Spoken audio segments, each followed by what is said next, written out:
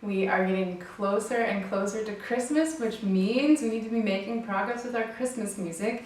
Today we are putting We Wish You a Merry Christmas hands together. Once you've had a chance to work on We Wish You a Merry Christmas hands separately, you've got the fingerings under your belt, you know the notes, you've got most of the things ironed out, then it's time to start putting it hands together. So we'll walk through the chorus of variation 1 and then just go right from there into variation 2, and then we'll do the same thing for each of the verses. So we know our starting notes, we're going to go nice and slow. We're not too worried about rhythm the first time through. That will be kind of the next step when we're putting this together. So the right hand starts on its own, and then the left hand starts with the next note. So we have G at the same time in both hands.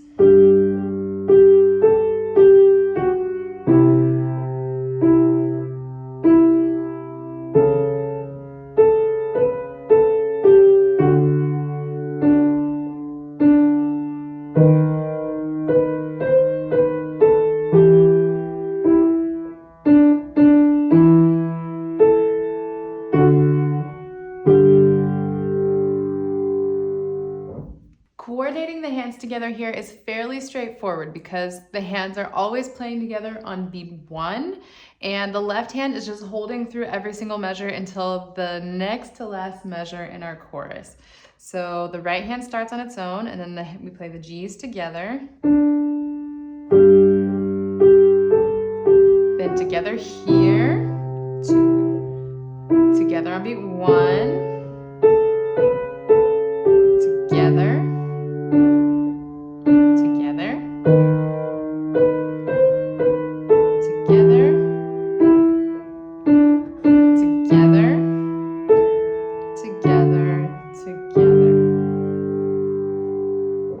as long as you've really got the fingering solidified in both hands, putting those hands together is fairly straightforward. If there's anything to look out for, it's probably when the left hand is doing these crossover things, or the right hand does have to slide around a little bit, so making sure that you're coordinating that. But the nice thing about that for variation 1 is that the left hand does have a very kind of inch by inch approach. We're just kind of going through the half steps here, which means the left hand can feel its way around pretty intuitively, even if the notes are still fairly new for you. Be sure to do that several times, nice and slow, that you first focus on getting the coordination down and then work through and iron out all of the rhythms. If you feel pretty comfortable with the left hand in variation 2 and you feel like you're able to find the different positions fairly smoothly, then it's probably also going to be fairly straightforward for you here. But playing hands together is always just a whole other ball game, so let's go nice and slow. And the timing is exactly like in variation 1. So we have the right hand starts, together, and then I would let go a little bit early so that you arrive at the next point where the hands need to play together on time.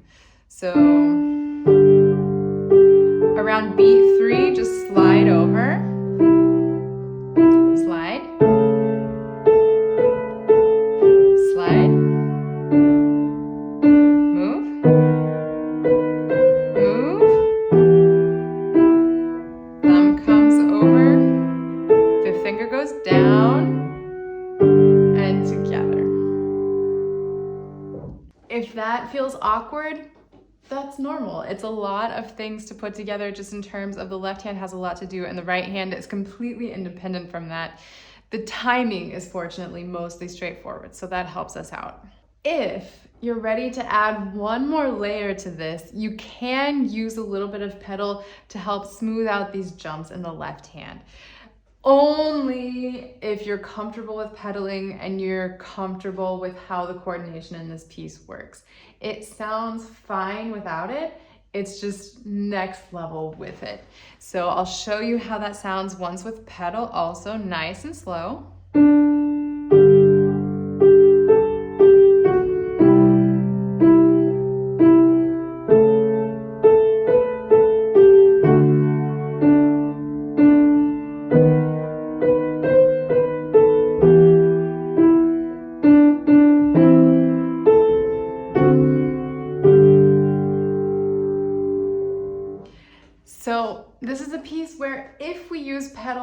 we don't want anyone to really hear that we're using pedal.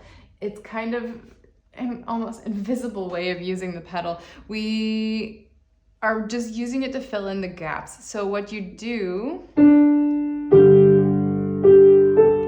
is when you play this F sharp, you grab the pedal really quickly so that while the left hand moves over, we don't notice that the left hand is missing because it's caught with the pedal. So we have, catch the left hand and then move and release it as soon as you play those next notes in the next measure. And then here, this entire measure you could actually, once you've released the pedal, you can put it back down. It adds a little bit more resonance to the sound, and we don't have to do this really fast down up with the pedal so that it's catching the left hand, but it's not blurring the right hand, because the right hand is moving around a lot here. And so if we pedal too soon,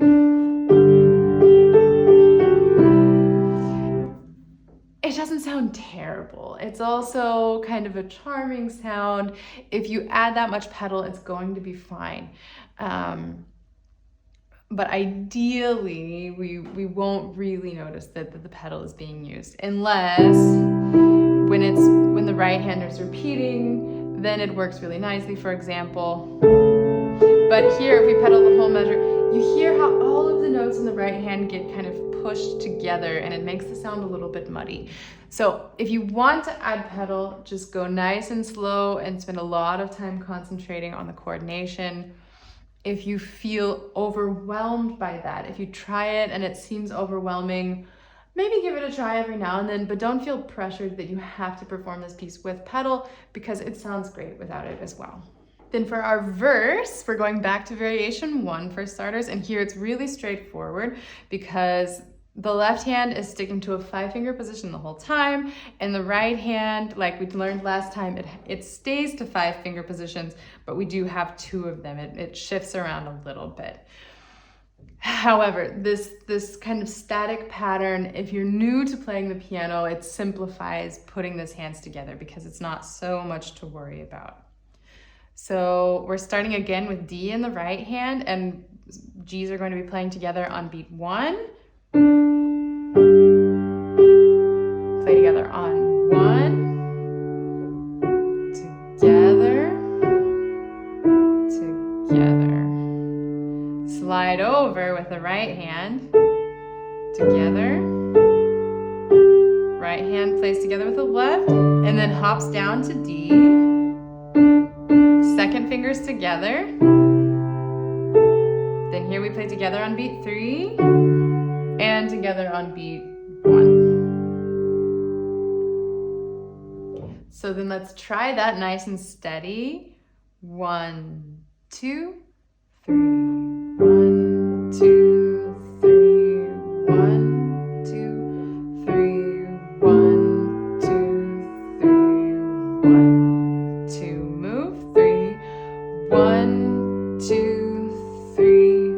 1, 2, 3. And 1, 2, 3.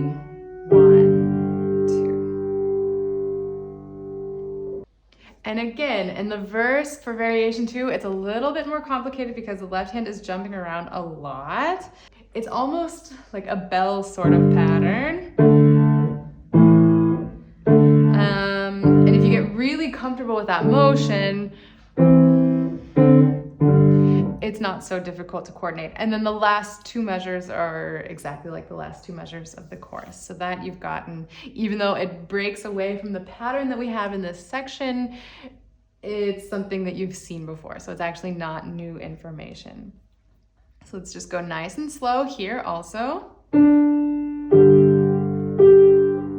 Jump up, then jump back down, jump back up,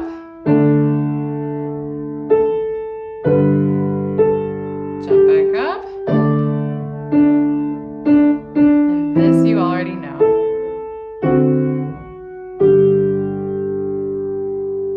So just like we did in the chorus, here we're anticipating the movements a little bit. Are you holding the left hand for the full 3 beats that it's written on the page? No. but that's not possible. We have to have a moment at the very least to move over. And if you're not so familiar with this style of playing, that the left hand has to jump around a lot, don't be afraid to just let go and move. We don't have to keep it super connected. There's no legato written in here. If you want it to sound legato, then you need to be working with the pedal to iron it out, but it's perfectly fine to anticipate that beat a little bit, to prepare the hand while the right hand is playing, and that just helps set you up to really land on time and stay in the rhythm. So I'll show you that one more time. This time I'll play with pedal just so that you can hear how it sounds, and we're going to stay super, super steady. I'm going to count for us this time again. So 1, 2, 3. 1, 2, 3. 1, 2, 3. 1, 2, 3. 1, 2, 3. 1, 2, 3. 1, 2, 3. And 1, 2, 3. 1, 2. And then it returns to the chorus. Your first time playing hands together, you will probably not be able to keep any of these sections really, really steady. You probably won't be able to play along exactly with the video. The first few times, go slower. First, focus on getting everything lined up. The things that come together need to come together. And once you've gotten that down, then you start to worry about the rhythm. I talk about this all of the time in my videos, in my tutorials. We are concerned about rhythm. We always want to have rhythm on our minds. We want to be thinking about that because it's essential for the character of a piece and to play something correctly. It's super important. However, it's removing just a little bit of pressure so that we can focus on the notes, we can focus on the coordination, we can line everything up, and then we invite the rhythm back in. It's never that we don't care about rhythm, it's that we consciously say, okay, I'm not going to worry about it right now. I can't worry about it right now. That's just going to distract me and the rhythm isn't going to work out anyway. Trust that process, but be very intentional with that process. I always want you to decide before you start playing, am I going to be extremely strict with the rhythm and really stick to it? Or am I concerned about coordination, and if the rhythm works out, cool, but if not, I'm not going to worry about it. Be very intentional with that process, and then you're not going to struggle with the rhythm of a piece because you've built it into the process of learning the piece. One more side note, I mentioned the pedal by variation 2. Can you use the pedal with variation 1 if you want to? Yes, absolutely. However, it's not as essential in variation 1 because we have patterns that we're able to do kind of what's sometimes called finger pedaling. We're able to make a smooth line because we're playing one finger at a time and we're not shifting 1/5 and jumping around a lot. If you want to use pedal, go for it. If you want to just try it out and see how it sounds, great, have fun. You should always be experimenting with sounds and trying different things. I wholeheartedly encourage that. So don't worry about it one way or the other. It's going to be great. That should be everything you need to put this piece hands together. We went through each hand in detail last time. This time we worked on lining everything up. We've talked about rhythm, we've talked about pedal, and next time we're going to be working on adding more musical details, maybe a little bit more with the pedal, maybe figuring out variations that you can create on your own to make this even more your piece. You have this basic form that everybody knows and everybody loves, and you can really put your own signature on it, which is going to be a lot of fun. So if you're not already subscribed, be sure to subscribe to the channel and ring the bell so that you get notifications when new videos are online. And until next time, happy practicing.